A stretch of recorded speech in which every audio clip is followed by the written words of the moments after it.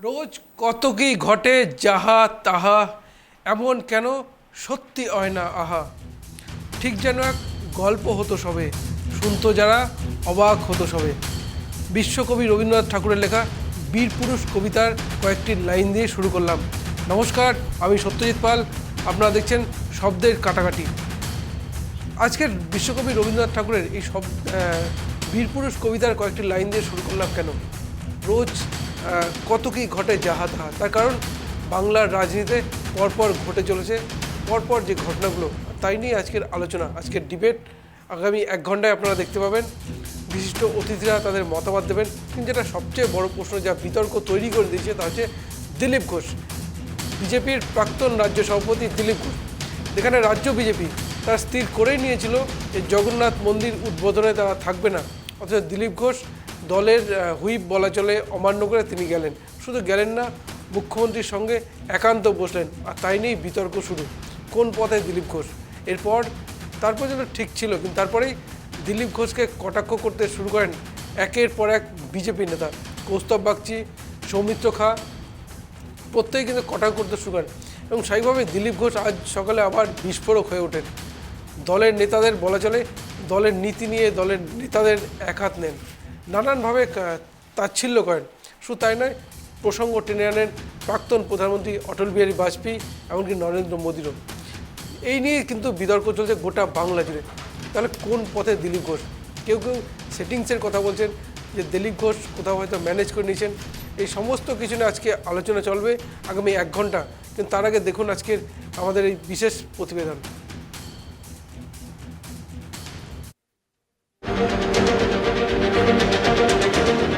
দীঘায় জগন্নাথ মন্দির উদ্বোধনে দিলীপ ঘোষের উপস্থিতি নিয়ে সরগরম রাজ্য রাজনীতি। এই ঘটনায় বিজেপির সাংসদ থেকে শুরু করে রাজ্য নেতৃত্বের তীব্র আক্রমণের মুখে পড়েছেন দিলীপ ঘোষ।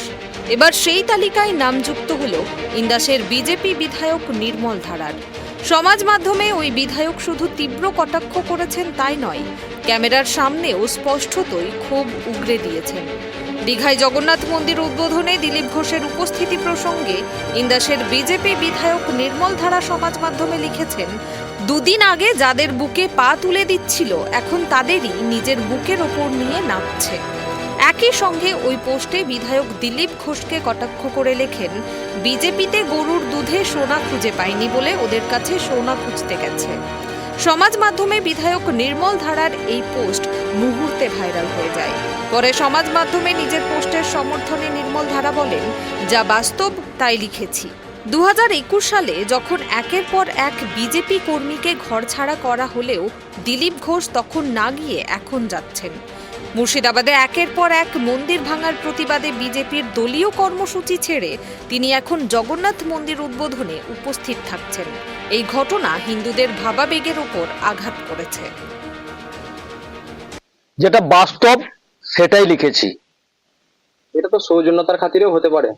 দেখুন, সৌজন্যের খাতিরে বললে 2021 সালে যেভাবে বিজেপি কর্মীদেরকে ঘরছাড়া করা হয়েছে, তাদেরকে অত্যাচারিত করা হয়েছে এবং মার্ডার পর্যন্ত করা হয়েছে, সেই সময় উনি না গিয়ে এখন উনি গেছেন, এখানে বিজেপি কর্মীদের উপর ভাবাবেগে আঘাত করেছেন। মুর্শিদাবাদে হিন্দুদের উপর অত্যাচার হয়েছে এবং বিভিন্ন মন্দির ভাঙা হয়েছে এবং বিজেপির ঘোষিত কর্মসূচি ছিল, সেখানে উনি না গিয়ে এবং হিন্দু মন্দির পুনর্নির্মাণ করার জন্য যে ঘোষিত কর্মসূচি ছিল সেখানে না গিয়ে উনি জগন্নাথ মন্দিরে যেতে গেছেন। দুদিন পরেও যেতে পারতেন।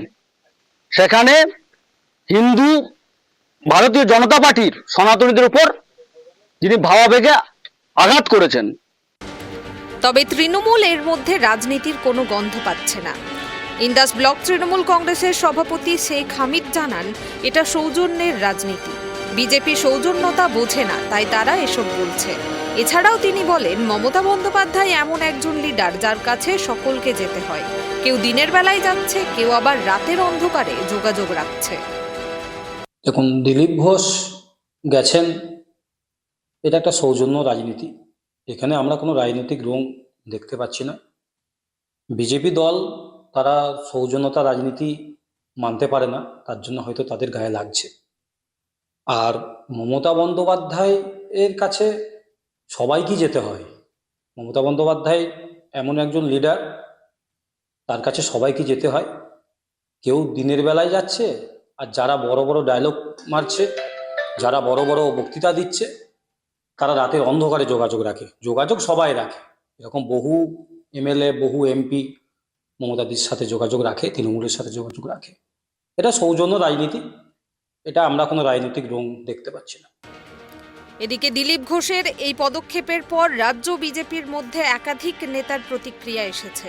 কিছু নেতার মতে দিলীপ ঘোষের এই পদক্ষেপ দলের ভাবমূর্তি ক্ষুণ্ণ করেছে। অন্যদিকে কিছু নেতার মতে এটি রাজনৈতিক কৌশল হতে পারে।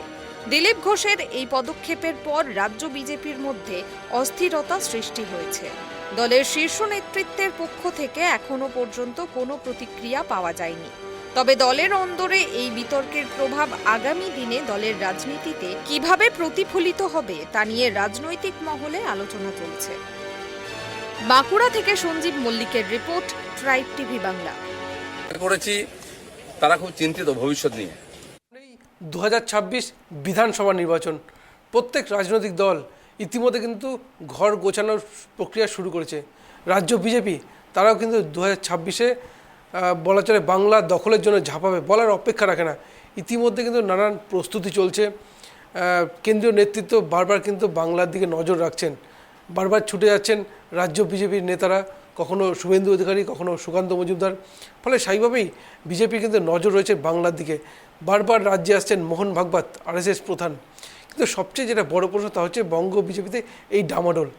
দিলীপ ঘোষ এবং শুভেন্দু অধিকারীর মধ্যে যে একটা ঠান্ডা লড়াই রয়েছে সে সর্বজন বিদিত, কিন্তু সেই লড়াই প্রকাশ্যে এইভাবে চলে আসবে সেটা কেউ হয়তো ভাবতে পারেনি। যেখানে 2026 খুব অল্প সময়, ঠিক সেইখানে এইভাবে যে চলে আসবে হয়তো অনেকেরই ধারণা ছিল না। কিন্তু সেই দিলীপ ঘোষ সবাইকে চমকে দিয়ে গেলেন জগন্নাথ মন্দিরে, পুরী, দীঘায়, এবং সেখানে মুখ্যমন্ত্রীর সঙ্গে পাশে বসা। স্বাভাবিক যে কটাক্ষটা অনেকেই করছেন, যদিও এই নিয়ে বক্তব্য এড়িয়ে গেছেন শুভেন্দু অধিকারী, তিনি কিছু বলেননি। কিন্তু দিলীপ ঘোষ আজ সকালে যে মন্তব্যটা করেছেন তা কিন্তু পরিষ্কার যে তিনি বলা চলে একদম তির্যক মন্তব্যই করেছেন দলের নেতাদের বিরুদ্ধে।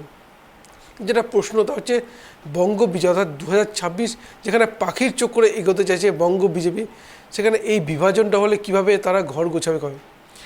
জেলার ইতিমধ্যে দেখা যাচ্ছে মণ্ডল সভাপতির নির্বাচন নিয়ে একটা কোন্দল তৈরি হয়েছে জেলায় জেলায়। জেলা সভাপতিদের নিয়েও অসন্তোষের ছবি বারবার সামনে এসছে। স্বাভাবিকভাবেই প্রশ্ন উঠে আসছে তাহলে এই বিভাজনটা কমবে কবে, যেখানে দলের 3 স্তম্ভ বলা যেতে পারে, শুভেন্দু অধিকারী, সুকান্ত মজুমদার এবং দিলীপ ঘোষ প্রধান 3 স্তম্ভ। এই 3 স্তম্ভ যদি এক ছাতার তলায় না এসে একসঙ্গে লড়াই না করে আলাদা আলাদা লড়াই করেন, ছিন্ন বিচ্ছিন্ন থাকে দল, তাই 2026 কি 2036-এও হয়তো বাংলায় বদল আনতে পারবে না বিজেপি। আর বিজেপির প্রধান হাতিয়ার মেরুকরণ হিন্দুত্বের রাজনীতি, যাও কিন্তু বাংলার রাজনীতিতে অনেকটা বলা যেতে পারে এর সঙ্গে পরিচিত নয় বাংলা কখনোই। কারণ জাতপাতের রাজনীতিতে বাংলা বিশ্বাসী আদৌ ছিল না, কিন্তু বিজেপিতে মেরুকরণের রাজনীতিতে অনেকটাই বলা চলে বাংলার রাজনীতিতে প্রভাব বিস্তার করতে পেরেছে। যেখানে ধুলিয়ান কাণ্ডে ওয়াকা বিরোধী আন্দোলনকে কেন্দ্র করে উত্তপ্ত হয়ে ওঠে ধুলিয়ান।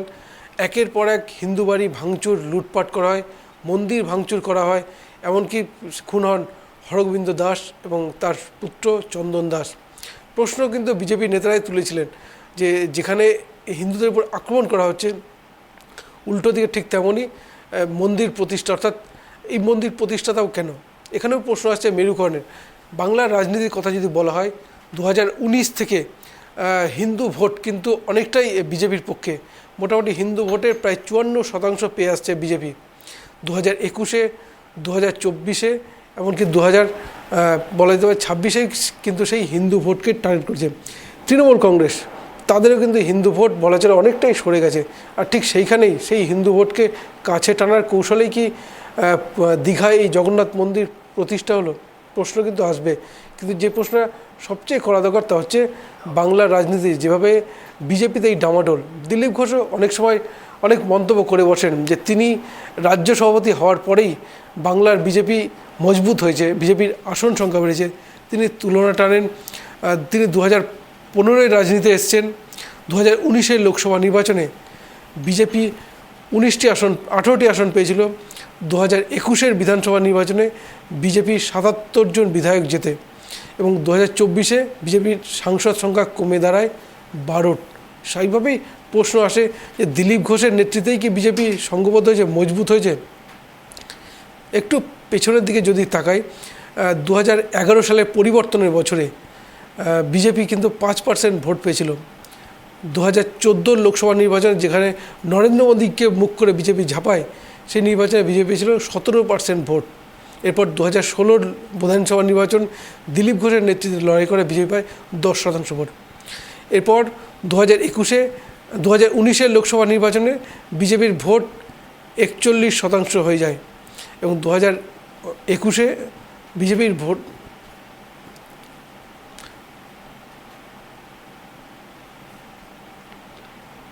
এ নিয়ে দিলীপ ঘোষ কি বলছেন একটু শোনাই আপনাদের।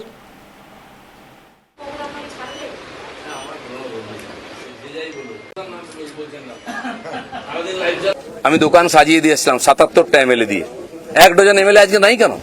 এমপি কোথায় গেল? জেলা পরিষদ সমিতির প্রধান চলে যাচ্ছে কেন? জবাব কে দেবে? 21-এর পর থেকে বিজেপির নামছে। 19 সালে বিজেপি 41% ভোট পেয়েছিল এবং আজ অনেক নেতা আমাদের পার্টিতে তার বিরুদ্ধে লড়াই করে আমরা পার্টিকে বাড়িয়েছিলাম। অনেকে প্রশ্ন করছেন 41% ভোট আর 121টা বিধানসভায় আমরা লিড নিয়েছিলাম।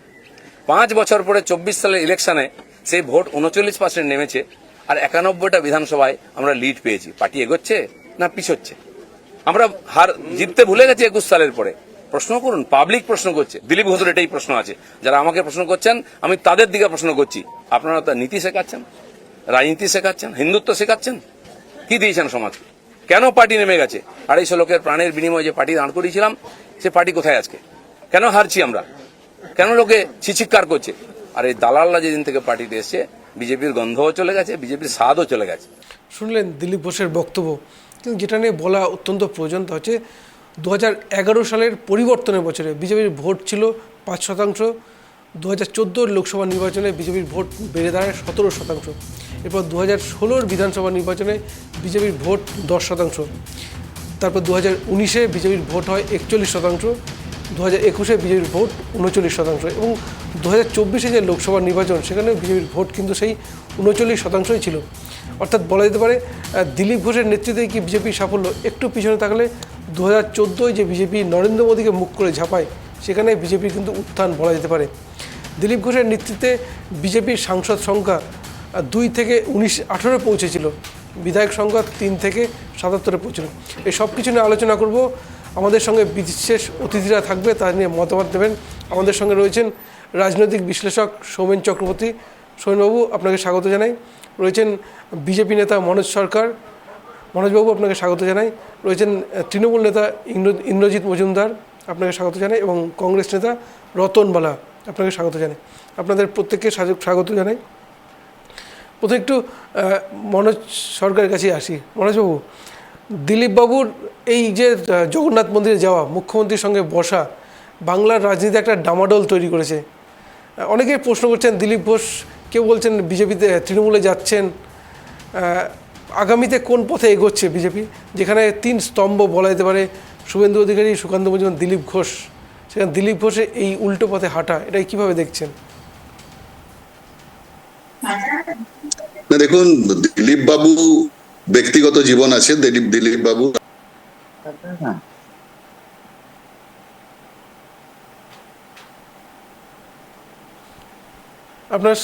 আপনার সাউন্ডটা আনমিউট করুন। হ্যাঁ, কথা বলুন, কথা বলুন মনোজ বাবু। আচ্ছা, এইটা না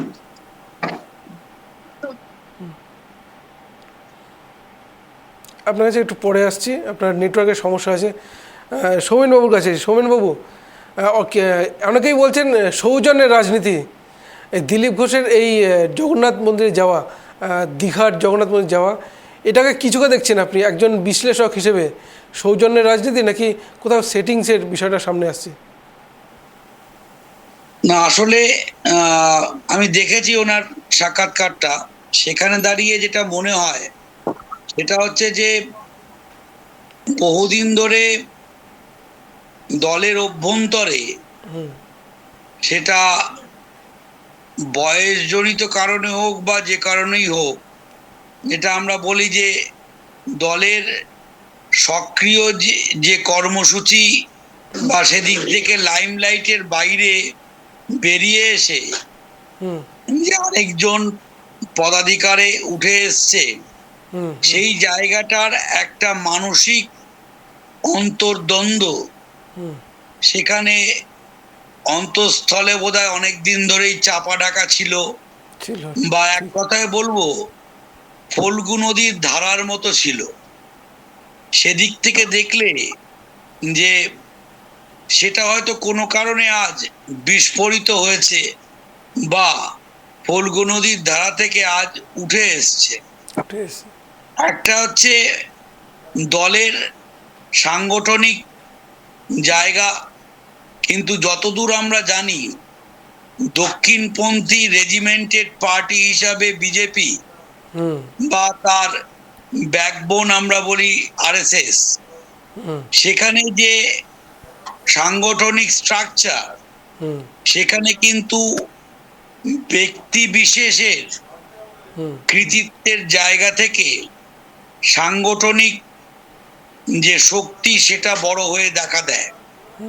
এবং এই জায়গা থেকে বলা যায় দিলীপ ঘোষ যেভাবে ক্লেম করছেন যে বাংলার বিজেপির যে উত্থান, সেখানে সেই সর্বে সর্বা হয়ে এই উত্থানের অন্যতম কাণ্ডারি, তার এই ক্লেম করাটা কতটা তাদের পার্টির গঠনতন্ত্র অনুযায়ী আমরা যারা বিশ্লেষণ করি সেখানে কোশ্চেন মার্ক নিয়ে আসে। কারণ এটা কিন্তু মনে রাখতে হবে, আর পাঁচটা আঞ্চলিক দলের মতো ওয়ান ম্যান পার্টি নয়, ওয়ান ম্যান শো নয় যে ক্যারিজমেটিক লিডারের হাত ধরে একটা দলের উত্থান হলো। যেমন মমতা ব্যানার্জি বা মনে করুন বিএসপির মায়াবতী, জয়ললিতা, এই যে পার্টিগুলি উত্থান, সেই জায়গা থেকে দিলীপ বাবু কখনোই বাংলার এখনো পর্যন্ত যা দেখা যাচ্ছে যে নিজেকে ক্যারিজমেটিক জনতার লিডার হিসাবে তুলে ধরতে পেরেছেন বলে আমার মনে হয় না। যিনি বলছেন যে বিজেপির যে সমৃদ্ধির যে ডেটা উনি দিচ্ছেন তার সময়কালে, সেইটা মনে রাখতে হবে সারা দেশ এবং সময়ের পরিপ্রেক্ষিতে টোটাল একটা সামগ্রিকতার ফল। সেই সামগ্রিকতার ফলটাকে তার নেতৃত্বের অবদান হিসাবে একচ্ছত্রভাবে দাবি করার জায়গায় যদি উনি নিয়ে যান আজকে, সেই ভ্রমটা মনে হয় উনি নিজে করছেন এবং যেটা ক্লেম করছেন সেটা তার আত্মসন্তুষ্টির জায়গায় কোনো জায়গায় আত্মশ্লাঘা দেখা দিয়েছে বলেই আজ সেটা সেই পুরনো নতুনের দ্বন্দ্বে ফিরে এসছেন। অর্থাৎ নতুন একজন স্থলাভিষিক্ত হলে যেমন পুরনোকে মেনে নেওয়া ছাড়া আর প্রত্যান্তর থাকে না, সেই জায়গায় দাঁড়িয়ে যেখানে আবার বিভিন্ন রকমের কাদা ছোড়াছড়ি থাকে সেদিকে আমি যাচ্ছি না, কিন্তু একই রকম পরিস্থিতি আমাদের ইতিহাস শেখায় ত্রিপুরার ক্ষেত্রে। ত্রিপুরার ক্ষেত্রেও আমরা এক সময় দেখেছিলাম যে বিপ্লব বাবুর জায়গা থেকে সেই যে সরে যাওয়া এবং নতুন নেতৃত্বকে উঠে আসা মুখ্যমন্ত্রী বা সভাপতিত্বের ক্ষেত্রে, সেখানেও কিন্তু দেখা গেছে আরএসএস বা আভ্যন্তরীণ ভাবে সংগঠনই কিন্তু শেষ কথা বলেছে। সেক্ষেত্রেও দেখা যাবে এখানে আজকের যে উনি ওপেন মাউথ হয়েছেন, অর্থাৎ বিস্ফোরক বলছি আমরা, সেখানে দাঁড়িয়ে আমার মনে হয় যে সাংগঠনিক দিক থেকে তার অবদান সেটা দল বিচার করবে, কিন্তু সংসদীয় যে রাজনীতি, যে ক্যারিজমেটিক ভোট পলিটিক্স, সেখানে কিন্তু সাংগঠনিক নেতা হিসাবে তার যা অবদান সেটা কখনোই একক কৃতিত্বের জায়গায় আসে না বলে আমার মনে হয়। এবং কোথাও বোধহয় আমার আজকের যে বক্তব্য দিলীপ বাবুর, সেই আক্ষেপের ফল্গু নদীর থেকেই উঠে এসছে বলে আমার মনে হয়। ঠিক। মনোজবাবু, আপনার মতামতটা একটু নেব। এই দিলীপ ঘোষের এই যাওয়া, এটাকে কি চোখে দেখছেন? দেখুন, দিলীপ বাবু গেছেন, যাওয়া বলতে উনি তো দল ত্যাগ করে যাননি, উনি তো সৌজন্য রক্ষা গেছিলেন। এটা ওনার ব্যক্তিগত একটা দিক, ঠিক। ব্যক্তিগতভাবে গেছেন। রাজনৈতিকভাবে উনি আজকেও বিভিন্ন চ্যানেলে বলেছেন, উনি বলেছেন যে উনি দলের মধ্যেই আছেন, দলের মধ্যেই থাকবেন এবং দলের সঙ্গে উনি যুক্ত। আর প্রশ্ন হচ্ছে, যেটা আপনি প্রশ্ন করলেন যে 2010 থেকে আপনি যে পরিসংখ্যান দিলেন যে 2010-এ পার্সেন্টেজ ছিল, 2014 একরকম ছিল, 2016 একরকম হয়েছে, 2019 একরকম হয়েছে, 21 একরকম হয়েছে। আমার পূর্ববর্তী বক্তা, যিনি রাজনৈতিক বিচক্ষণ লোক, উনি বললেন যেটা, আমিও ওনার সঙ্গে সহমত, যে দেখুন, হাতে দায়িত্ব থাকে। সেই সময় যে পরিমণ্ডল বাংলায় ছিল, বাংলায় এই যে বর্তমান শাসক দলের বিরুদ্ধে সমস্ত মানুষ নেমে সেই ভোট 10 থেকে 41% হয়েছিল, 14 থেকে 41% হয়েছিল। কিন্তু আমাদের দলের একটাই মুখ, একটাই ব্র্যান্ড, সেটা হচ্ছে নরেন্দ্র মোদী।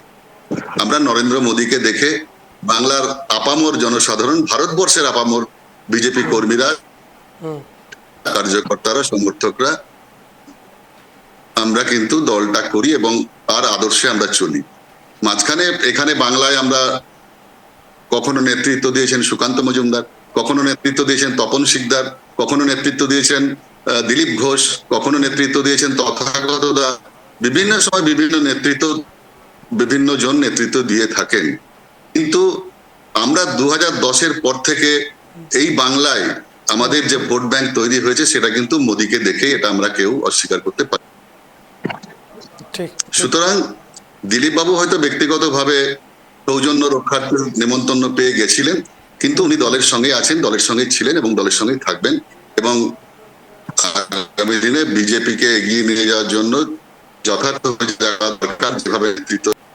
বেশ বেশ বেশ। ইন্দ্রজিৎ বাবু, আপনার কাছে আসি, একটু জানার ইচ্ছে করছে যে বারবার প্রশ্ন আসছে যে দিলীপ ঘোষের এই যে তার যে কিছুদিন আগে তার ব্যক্তিগত বলবো বিয়ের ক্ষেত্রে মুখ্যমন্ত্রী সৌজন্য পাঠিয়েছেন, এবারেও দেখা গেলো দিলীপ ঘোষ এটাই ফিরিয়ে দিলেন সে সৌজন্যটা। দীঘার যে মন্দির প্রতিষ্ঠিত হলো, সেটা মন্দির নয়, কালচারাল সেন্টার। তো এখানে বলা যেতে পারে একটা বিতর্ক তৈরি হয়েছে যে সরকারি কোষাগার থেকে মন্দির তৈরি। এই বিতর্কটা, এটা তো রাম মন্দির, যেমন রাম মন্দির তো সরকারি কোষাগার থেকে হয়নি, কিন্তু এখানে কোষাগার থেকে হয়েছে, অথচ নামটা মন্দির নয়, কালচারাল ফোরাম হয়েছে। তো এইটাকে কিভাবে দেখছেন আপনি?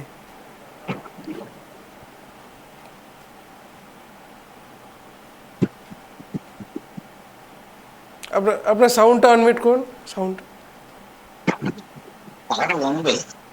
বলুন।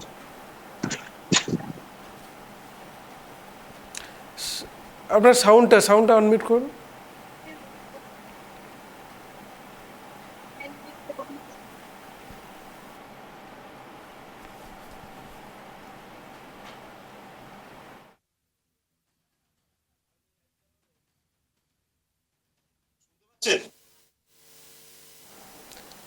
শুনতে পাচ্ছেন? হ্যাঁ হ্যাঁ, বলুন। শুনতে পাচ্ছেন? হ্যাঁ, শুনতে পাচ্ছি, বলুন, একদম পরিষ্কার বলুন। আমাদের সামনেই কবিগুরু রবীন্দ্রনাথ ঠাকুরের 164তম জন্মতিথি, তার একটি প্রবাদ আমাদের মনে পড়ে গেল এই কর্মকাণ্ড নিয়ে। নদীর এপার কহে ছাড়িয়া নিঃশ্বাস, ওপারে সর্বসুখ আমার বিশ্বাস। নদীর উপারে বসে দীর্ঘশ্বাস ছাড়ে, কহে যাহা কিছু সুখ সকলই ওপারে। তা আপনারা দিলীপ ঘোষকে নিয়ে প্রোগ্রাম করছেন আজকে।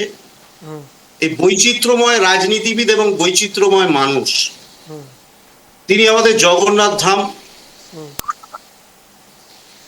সাংস্কৃতিক চর্চা কেন্দ্রে উদ্বোধনের দিন বিকেল 5:20 গেলেন সস্ত্রীক রিঙ্কু মজুমদার সহ।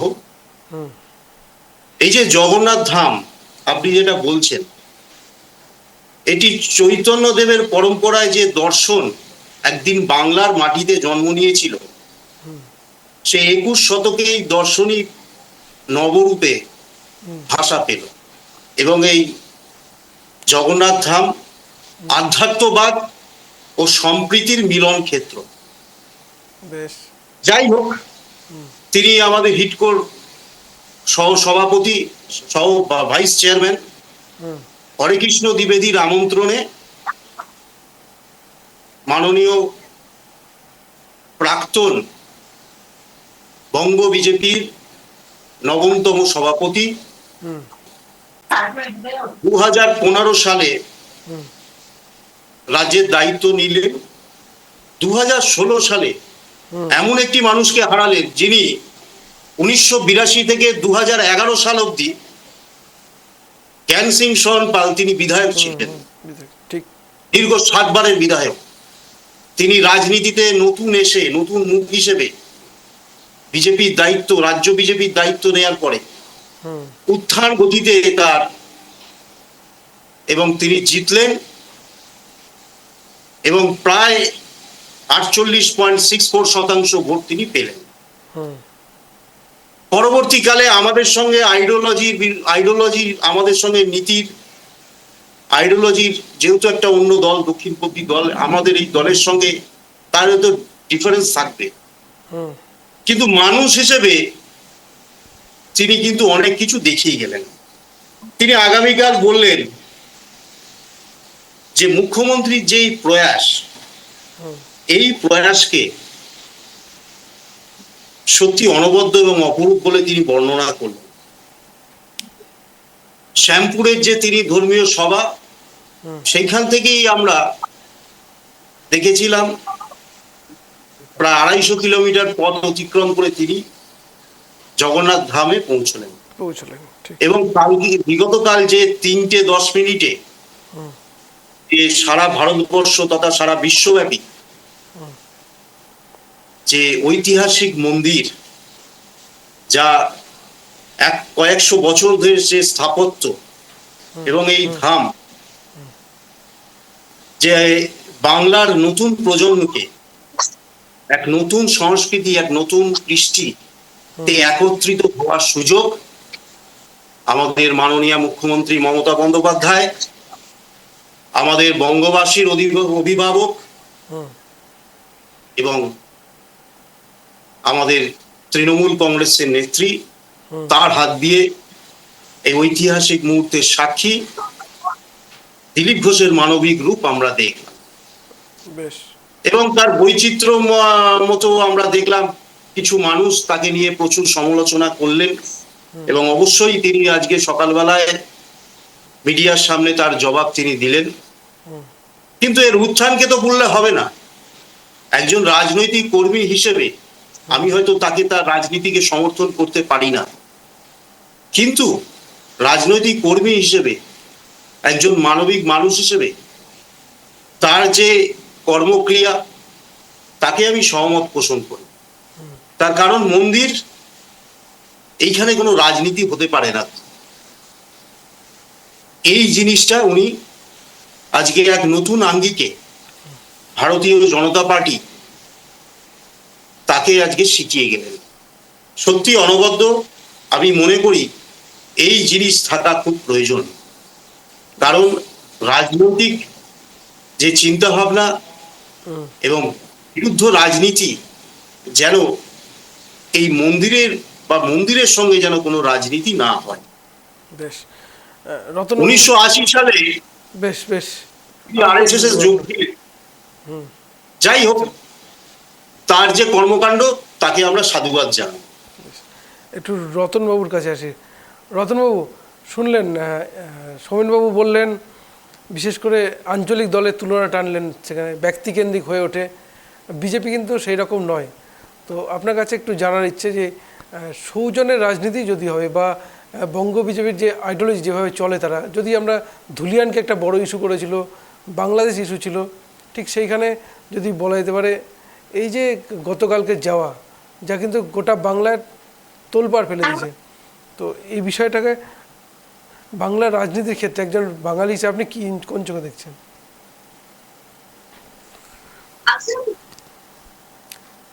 রতনবাবু,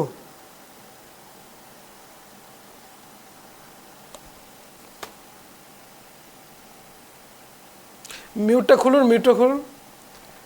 আনমিউট করুন। রতনবাবু আনমিউট করুন। হ্যাঁ হ্যাঁ, বলুন। শুনতে পাচ্ছেন? হ্যাঁ বলুন।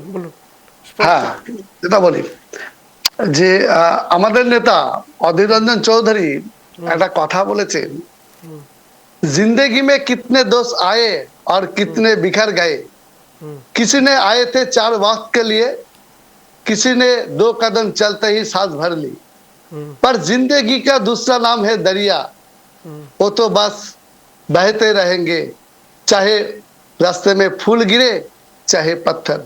তো জীবন চলতেই থাকে সত্যজিৎ বাবু, তাতে কখনো ভাঙা গড়া থাকে।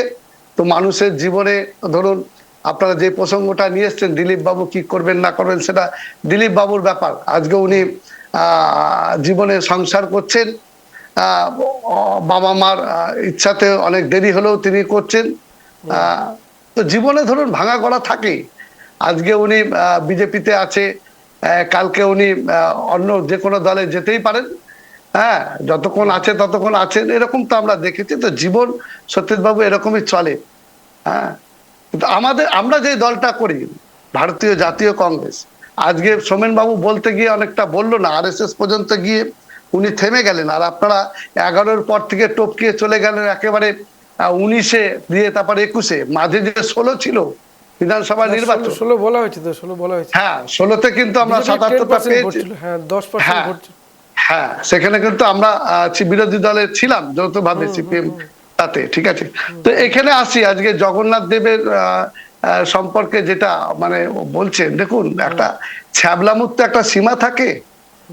আমরা প্রভু জগন্নাথকে আমরা যেটা জানি যে ওনাকে জীবন্ত দেবতা হিসেবে মানে উড়িষ্যার যে সমস্ত জনগণ বলে না, আমরা জানি বিষ্ণুর ইনি একটা অবতার। তাকে নিয়ে এসে যেভাবে নাটক করে দেখা গেল ভেসে উঠছে দীঘাতে, কখনো উঠে আসছে, এই ধরনের যে নাটক করে একটা দেবতাকে নিয়ে আজকে রাষ্ট্রের কাজ কি? রাষ্ট্রের যিনি প্রধান, আচ্ছা বলুন তো, আপনি যেটা বললেন যে সরকারি টাকায় মন্দির তৈরি হচ্ছে, তাহলে সরকারি টাকায় যদি যারা আরো ধর্মপ্রাণ মানুষ আছে, মুসলিম বলুন, খ্রিস্টান বলুন, বুদ্ধ বলুন, তারা কেন বলবে না যে আমাদের ট্রাস্টেও টাকা দেওয়া হোক, আমাদের পাড়ায় মসজিদ করা হোক? আসতে পারে। খ্রিস্টানরা বলবে আমাদেরকে করে দেওয়া হোক। কেন? একটা রাষ্ট্রের কি মন্দির তৈরি করা কাজ? দেবতার প্রাণ কেউ দিতে পারে সত্যজিৎ বাবু? আমরা যারা মানুষ, আমরা জানি আমাদেরকে দেবতা সৃষ্টি করেছে স্বয়ং ভগবান আমাদেরকে, আমরা জানি আল্লাহ বলি, ভগবান বলি, বা ঈশ্বর বলি, প্রভু বলি, আমরা জানি যে আমাদেরকে তারা সৃষ্টি করেছে। আমরা দেবতা সৃষ্টি করতে পারি, দেবতার প্রাণ দিতে পারি। আর কত মাননীয় ভোটের জন্য এত নিচে নামবেন? আজকে জাতপাতের রাজনীতি করে আপনি বিভাজনের রাজনীতি করছেন। এই বাংলার সর্বনাশ 12টা বাজাতে চলেছেন আপনি। আজকে হিন্দু, মুসলিম, জৈন, খ্রিস্টান সবার মধ্যে বিভেদ তৈরি করার চেষ্টা করছেন। রাষ্ট্রের কাজ কি মন্দির নির্মাণ করা, দেবতার প্রাণ প্রতিষ্ঠা করা একটা রাষ্ট্রের কাজ? যেখানে শিক্ষা নাই, স্বাস্থ্য নাই, যেখানে রুজি রুটি নাই, যেখানে শিল্প নাই, কলকারখানা নাই। রতনবাবু, যে সময় মন্দিরটা প্রতিষ্ঠিত হলো, কয়েকদিন আগে কিন্তু সুপ্রিম কোর্টের নির্দেশে 26,000 চাকরি আছে, এবং ওয়াকআউট বিরোধী আন্দোলন কেন্দ্র করে উত্তপ্ত হয়ে উঠেছে মুর্শিদাবাদের ধুলিয়ান, শামশেরগঞ্জ, সুতি, জঙ্গিপুর। আরে পাপ সত্যজিৎ বাবু, এগুলো পাপ। আপনি কি বলছেন? আজকে কলকাতাতে, আজকে হাওড়াতে পুড়ে মরে গেল 16 জন 17 জন মানুষ, বাচ্চা শিশু সহ। আজকে উনি গিয়ে ওখানে গিয়ে নাটক করছেন। উনি বলছেন এসব কেন হলো, অমুক হলো, দাহ্য পদার্থ রাখা আছে। আজকে আরেকটু বলি আমি সত্যজিৎ বাবু, শেষ কথা বলি। সোমেন বাবু বলতে গিয়ে থেমে গেলেন, ওখানে ভালো ব্যাখ্যা করছিলেন যে এই যে মোহন ভাগবত মমতা ব্যানার্জিকে বলেছিলেন, দুর্গা বলেছিলেন মমতা ব্যানার্জিকে, RSS এর যিনি প্রধান। আজকে মোহন ভাগবতের সাথে দিলীপ ঘোষের সম্পর্ক কি? RSS থেকে দিলীপ ঘোষ উঠে এসছে পশ্চিম বাংলায়।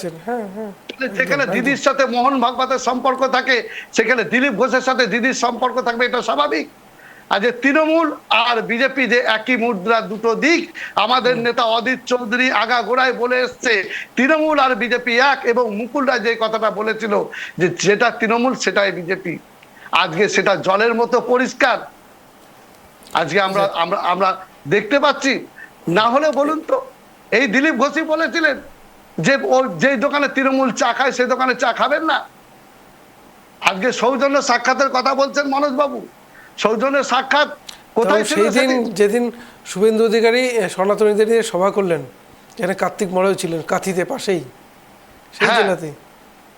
হ্যাঁ, তো শুনুন সত্যজিৎবাবু, সেটা কিছুই না, এগুলো যারা করছে ওনাদের নিয়ে যত কম কথা বলা যায় তত ভালো, কিন্তু পশ্চিম বাংলার যে 12টা বাজতে চলেছে আজকে মাননীয় তার জলযন্ত্র। ইন্দ্রজিৎ বাবু কিছু বলতে চাইছিলেন, ইন্দ্রজিৎ বাবু বলুন আপনার।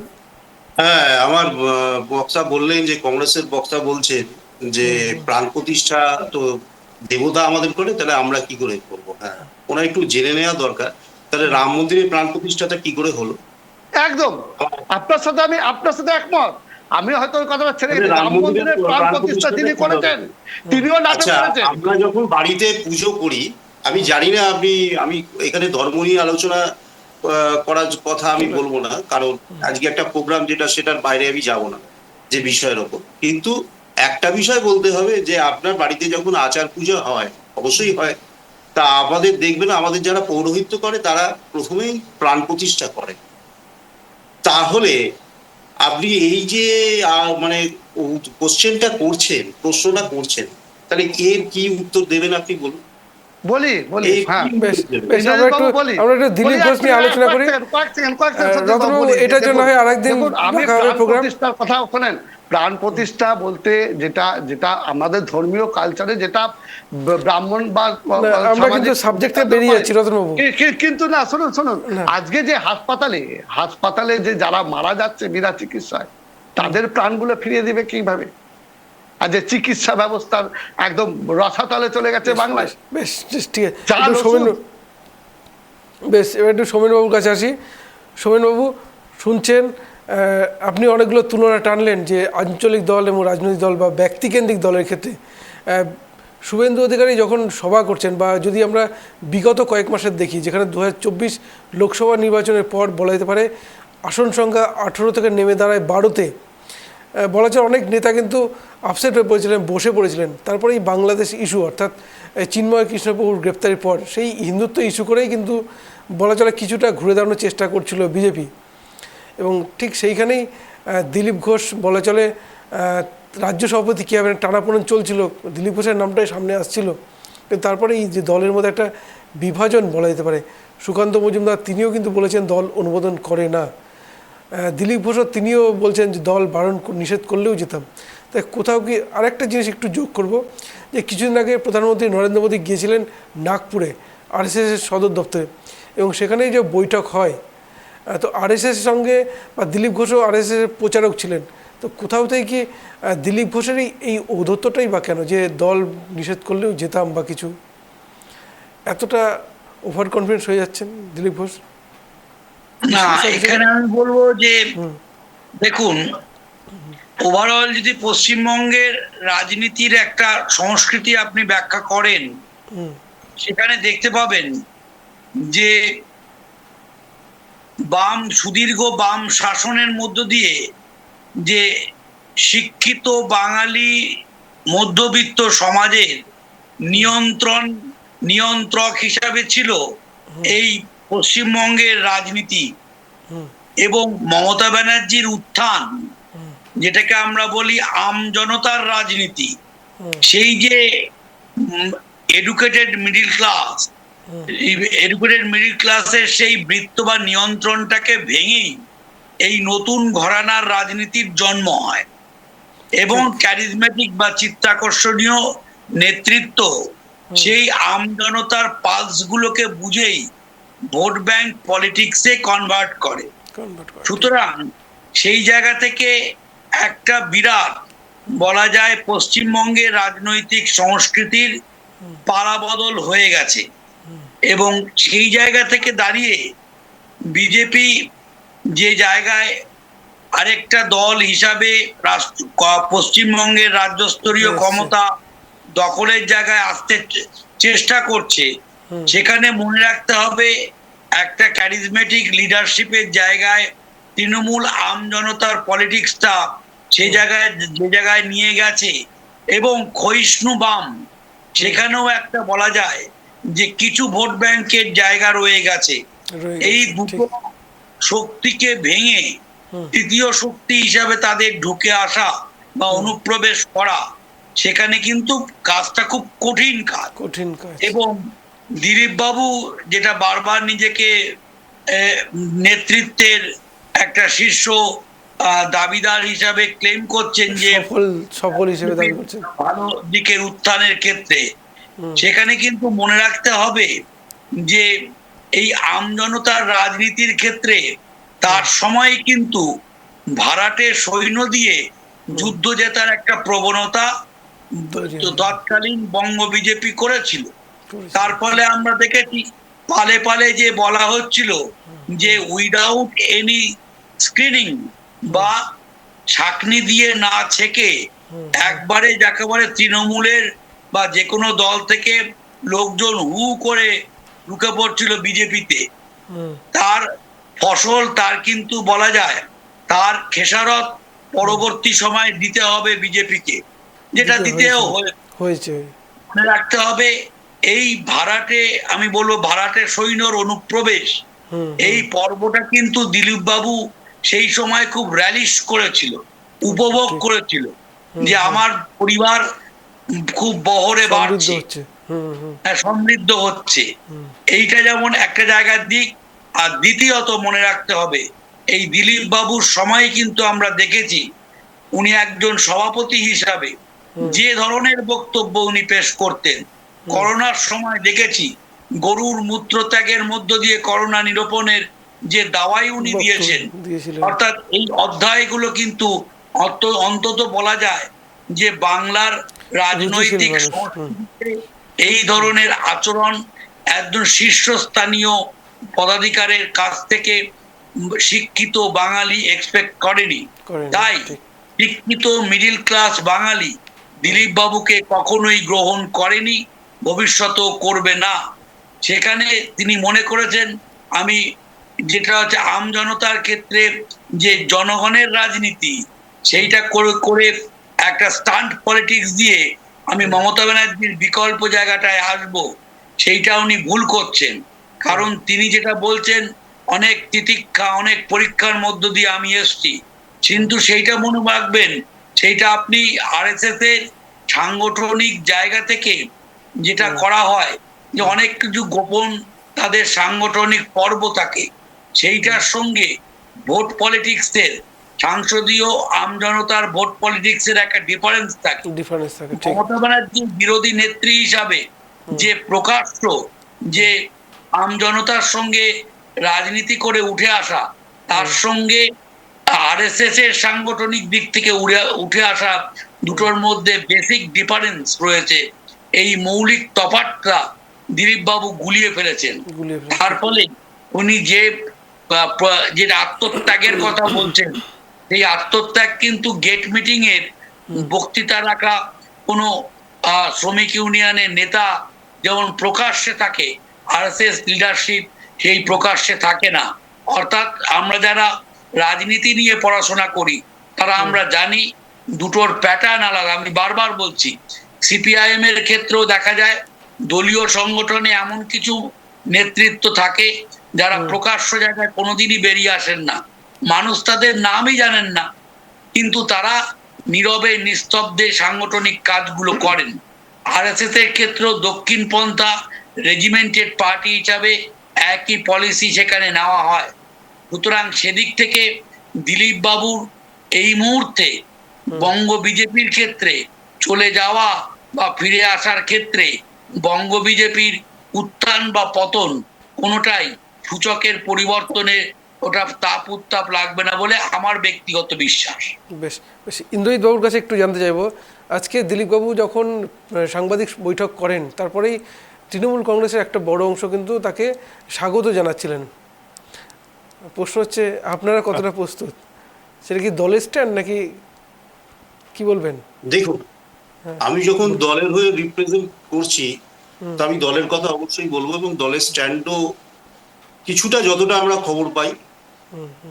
প্রথমত এইটা একটা সৌজন্য সাক্ষাৎ, কারণ এইখানে রাজনীতি খুঁজতে যাওয়ার কোনো মানেই হয় না। একটা এত বড় একটা মন্দির, প্রায় 350 কিলোমিটার দূর থেকে জগন্নাথ দেব যে ধাম আমরা পুরী থেকে দেখলাম আমাদের এইখানে তৈরি হলো, তো সেই মন্দিরে তিনি পুজো দিতে এসেছেন সস্ত্রীক। এর সঙ্গে যদি রাজনীতিকে জোড়া হয়, রাজনীতি যেহেতু রাজনীতিবিদ উনি, তাই রাজনীতিকে জোড়া হচ্ছে, যেহেতু বিরুদ্ধ রাজনীতি করেন। কিন্তু এই লোকটাই কিন্তু রাজনীতিটা তো হয়ে আসছে একটা প্রথম থেকে। সময়- আর যদি বলি বিজেপি কিন্তু পুরোপুরি এই বিরোধী ছিল আপনাদের জগন্নাথ ধাম তৈরির, প্রথম থেকে বিরোধিতা করে এসছে হ্যাঁ, অবশ্যই। পদ্ধতি নিয়ে, অবশ্যই। পদ্ধতিগত দিক থেকে। ওনাদের সরকারি বিরোধী কোষাগার দলনেতা থেকে সুকান্ত মজুমদার গতকালও বলেছেন। কাঁথিতে সনাতনী ঐক্য মঞ্চের সম্মেলন তো এই কালকে কাঁথিতে করেছেন হাইকোর্টের তত্ত্বাবধানে। তাহলে তিনি সেইখানের আমন্ত্রণ পাননি? তিনি তো ক্লিয়ার করেছেন যে তার স্ট্যান্ড তিনি ক্লিয়ার করেছেন, তিনি ওইখানে আমন্ত্রণ পাননি। শ্যামপুরের ধর্মীয় সভায় তিনি আমন্ত্রণ পেয়েছেন, সেইখান থেকে তিনি দীঘার জগন্নাথ ধাম সাংস্কৃতিক চর্চা কেন্দ্রে তিনি উদ্বোধনের দিন এসছেন। যাও সেটি 3:10 উদ্বোধন হয়ে যাওয়ার অনেক পরেই তিনি এসছেন। যাই হোক, আমাদের তরফ থেকে সেই সৌজন্যতার যে তিনি দেখিয়েছেন, আমরাও সৌজন্যতা দেখিয়েছি। তাহলে এখানে আপনারা সৌজন্যতার মধ্যেই থাকছে। সকালবেলায় তিনি তার স্ট্যান্ড জনসমক্ষে রেখেছেন। এটার যে উনি যে এই পদক্ষেপ নিয়েছেন, আমি এই পদক্ষেপ দেখেছিলাম সুভাষ চক্রবর্তীকে নিতে, কিন্তু সেই পদক্ষেপটা চিন্তা করুন, ভরা বাম জামানাতে সুভাষ চক্রবর্তী দলের এগেনস্টে গিয়ে তারাপীঠে পুজো দিয়েছিলেন। বলেছিলেন আমি প্রথমে আমার ব্রাহ্মণ, ধর্ম, আমি ব্রাহ্মণ, তারপরে এটি তিনি বলেছিলেন প্রকাশ্যে। জ্যোতি বসু বলেছিলেন যে সুভাষের মাথা খারাপ হয়েছে, তখন বললেন যে আমাকে দল থেকে তাড়িয়ে দিন। তাহলে যে লোকটা লক্ষ লক্ষ লোক নিয়ে আসতো ব্রিগেডে, এটা তো মানতে হবে। তারপরে আমরা দীর্ঘদিন বাদে দেখলাম এরকম একটা পদক্ষেপ। তা আমাদের এই জিনিস দেখে সত্যি ভালো লাগলো, কারণ রাজনীতি থাকবে রাজনীতির ময়দানে। না, রাজনীতিতে সৌজন্য থাকা অবশ্যই প্রয়োজন। একটু রতনবাবুর কাছে আসি। রতনবাবু, একটু রতনবাবু, সৌজন্যের রাজনীতি। রতনবাবু শুনতে পাচ্ছেন? রতনবাবুর নেটওয়ার্কের সমস্যা আছে।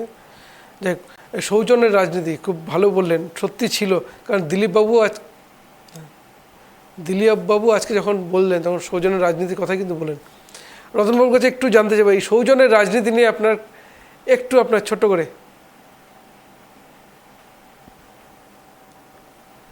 কেটে গেছে। আমরা একদম শেষ পর্যায়ে চলে এসেছি। প্রত্যেকেই 1 মিনিট করে সময় দেওয়া হবে। সৌমেনবাবু, ইন্দ্রজিৎবাবু, রতনবাবু, 1 মিনিট করে সময় দেওয়া হবে। আপনারা এই যে সৌজন্যের রাজনীতি বা দিলীপবাবুর যে বলেছেন ঔদ্ধত্য বলবেন বা মতামত বলবেন, একটু আপনাদের মতামত জানতে চাইছি 1 মিনিট করে। সৌমেনবাবু বলুন।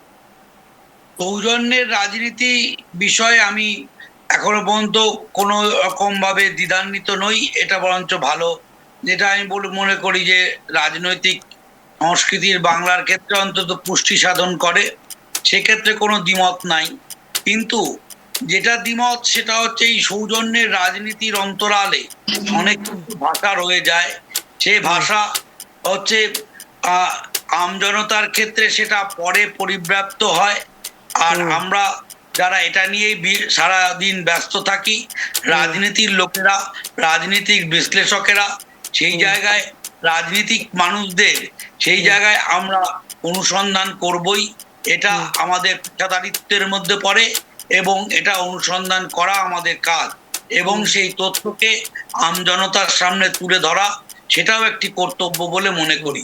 সুতরাং যারা রাজনীতিক নেতা এবং আমরা রাষ্ট্রবিজ্ঞানের ছাত্র হিসাবে তাদের চালচরণ প্রতিটা ক্ষেত্রেই যখন তারা নিজেদেরকে ক্লেম করেন, উপস্থাপন করেন, একজন সমাজের বিভিন্ন ক্ষেত্রে তারা যেমন অংশীদারিত্ব ক্লেম করেন, সুতরাং তাদের আচরণ বিভিন্ন ক্ষেত্রে রাজনীতি বিযুক্ত কোনো ধারা থাকবে না, সেটাও যেমন সত্য।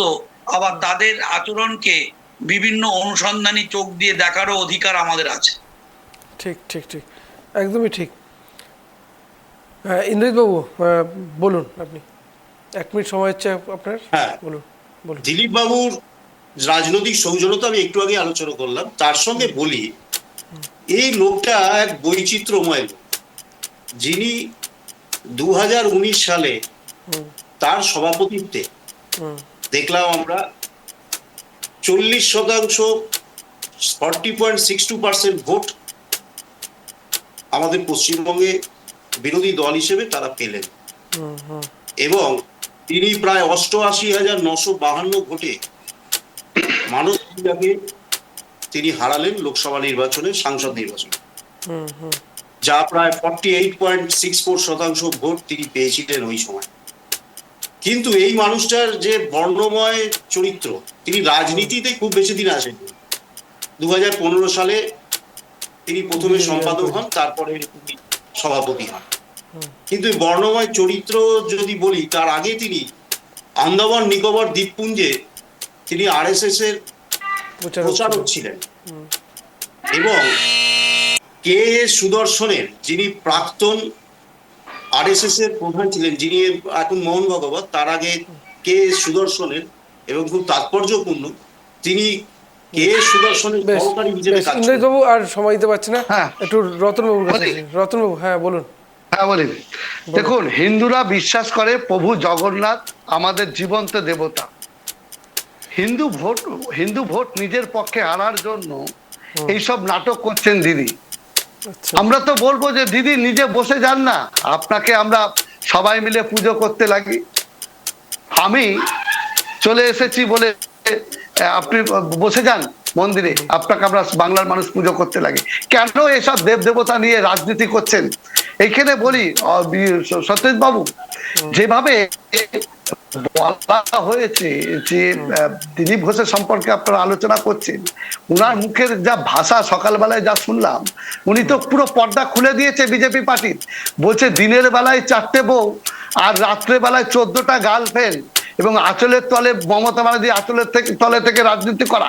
এইসব কথা যারা প্রকাশ্যে মিডিয়ার সামনে বলতে পারে, তাহলে সেই দলটার আর কি অস্তিত্ব থাকতে পারে পশ্চিম বাংলায়, এটা আপনারা বাংলার মানুষ জলের মতো পরিষ্কার বুঝতে পারছে।